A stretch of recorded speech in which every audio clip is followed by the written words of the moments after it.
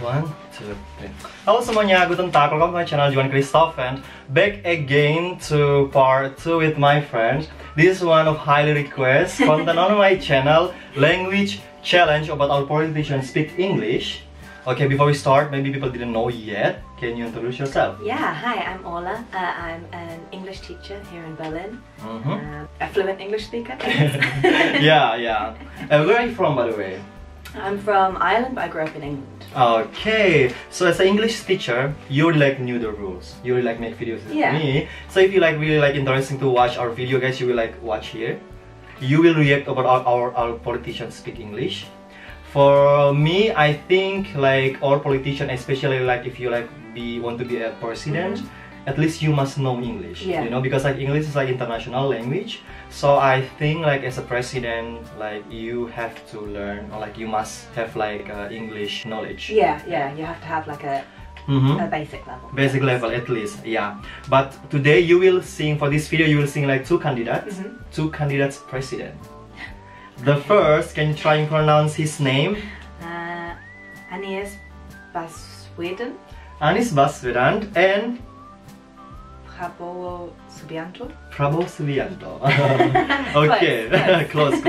But can you read what is Inggris Baswedan so people can hear how the natives speak? Yeah, Inggris Baswedan, born 7th of May 1969, is an Indonesian academic, activist and politician who served as the governor of Jakarta from 2017 to 2022 as an independent. He was a student activist and a political activist before entering public service, where he served as a rector of Paramadina University. Yeah. That's university, yeah. Before being appointed to be Minister of Education and Culture in Joko Widodo administration, which is Joko Widodo is our president. Yeah. You will hear his English, and as always, free speech. You can say whatever you want about him. Are you ready? Yeah. We have laptop here, so my friends have seen from this. You also have 2 minutes, Governor. Thank you, Mr. Miller.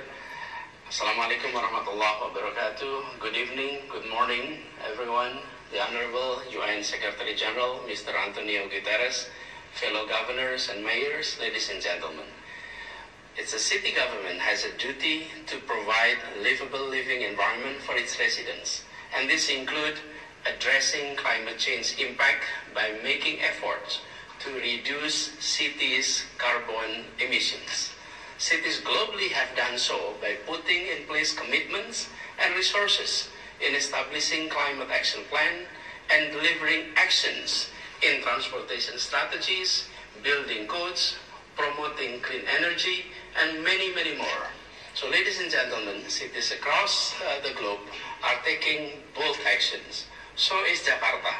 Jakarta commits to be a climate resilient city, and at the moment Jakarta is moving from car-oriented development to transit-oriented development, and Jakarta is leading in sustainable transportation and mobility transportations, and we would like to continue even further. So in these occasions, ladies and gentlemen, allow me to propose the assistance that cities needs from the UN. The UN may have a big role for supporting cities across the globe. First of all, the UN could encourage countries to acknowledge the achievements of climate actions at the city level, and that need to be calculated as part of national determined contributions of climate actions. Secondly, within the United Nations capacity, the organizations could lend a hand to foster vertical and horizontal integrations at actions and at policy levels. Lastly, toward the COP26, the United Nations could also support countries to develop comprehensive architecture and financing structure to translate the benefit that are obtained by national government in the global forum to be executed at the local level. Thank you very much. Wow, that was really impressive. Do you want me to react to this now? Yeah. Okay. I think there are some. It was really good. It was really clear. It was really easy to understand, which is which is nice. There are some things that is, he has quite a strong accent, and there are some pronunciation things that are quite common for Indonesian learners. So, because you roll your R's. Your R, In your first language, your native language, you roll your R's a lot. It's very pronounced. And especially for British English speakers like me, I don't pronounce R's at all. R's like really like clearly. So even in my name, you can hear. I say Orla.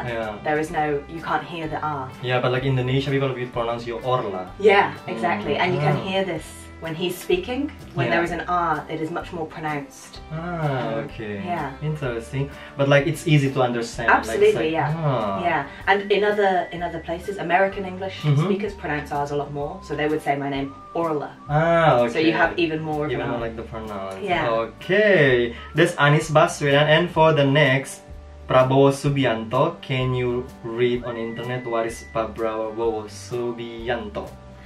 Yeah, he was born the 17th of October 1951, and he's an Indonesian politician, businessman and former Army Lieutenant General, currently serving as the Minister of Defense. Yeah, that's Prabowo Subianto. And now you also wanna like react about like he speak English, and as always on my YouTube channel you can say whatever you want about him. Are you ready? Yeah.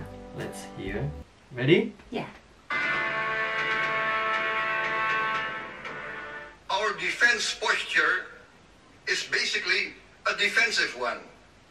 We have no territorial aspirations outside our national territory. Therefore, we have no real need for power projection too far away from our national homeland.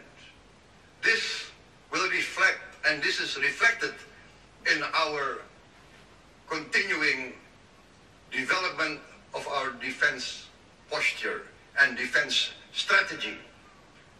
Historically, we have always relied on the concept of the total people's defense, what we call in the Indonesian acronym Hankam Rata, the system of the total people's defense. For many centuries, this has been the defensive posture of nearly all our kings, our sultans, our princes. The Indonesian archipelago consisted of many kingdoms, principalities, and sultanates.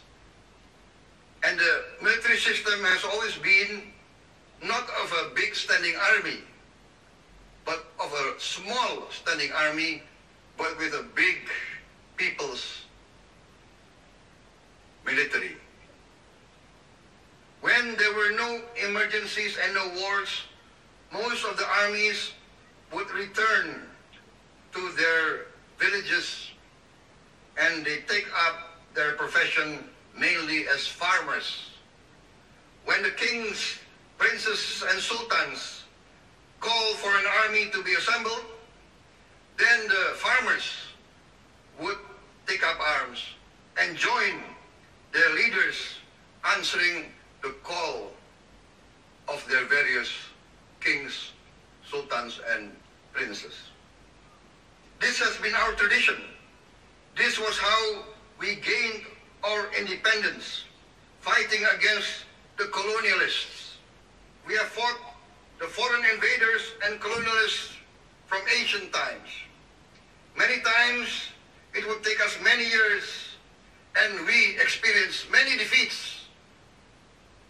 But ultimately, our experience convinced us that without the strong support of the people, no foreign invader can endure in our archipelago. This is the background of our defensive posture. Therefore, in its implementation, we organize our military in territorial commands, starting from the sub-village to the village, sub-district to the district, and thus to the province and the national level. Okay. Wow. He was really good. Yeah.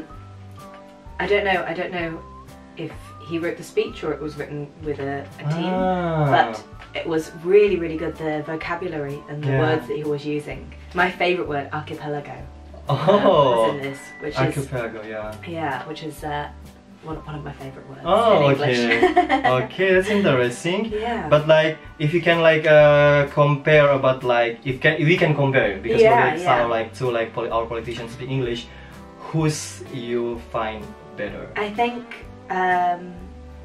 the language was very good in both, but the second one has a much less strong accent. So actually you can hear the vowels in this one, and some that are really tricky for English. So we have the A vowel. And this is quite hard. It's not in a lot of other languages. And he nailed that every single time. Whereas the first one, Baswedan. Baswedan. It was a little bit, you could just hear the accent a little bit more of those vowel sounds. Yeah. But like both of them, it's easy to understand. Absolutely, both really clear. Really clear. It's just that Baswedan has a little bit of a stronger accent when you're listening to it. But Prabowo. Like less accent. Yeah, much less. And then like I find also like Prabowo Subianto have like more like vocabulary. Yeah. You know, the vocabulary like not like the standard English, you know. No, it was it's like vocabulary is really specific, like vocabulary for English people. Yeah. It means like sometimes for me like it's for Anies Baswedan it's easy for me to understand all his words, what he wanna say. But like for Prabowo Subianto, I'm always like find like okay, what the meaning of those? For example, like the one you really like, archipelago. Yeah, what does that mean? This is a great word for Indonesia. This is when you have a country or a land or a kingdom that is made up not of one piece of land that is all together like Germany, but lots of little islands. For example, for instance, Indonesia. Okay. Yeah, that's what I meant. Like for Anies Baswedan, I easily understand what she's saying, what she want to like tell about like what his like his ideas. But like with Prabowo Subianto, I'm trying to like start like not like so like easily understand, but like I understand as well. But like it's makes me like thinking, you know. It's very good technical and specific and political vocabulary as well. It sounds like the sort of speech that you would hear from an American politician or a British politician, and the vocabulary is the same, which is really impressive. Yeah, and then like both of them also like here in this the international forum, so it's really good like we compare like those like candidate because like this the same in the like international forum.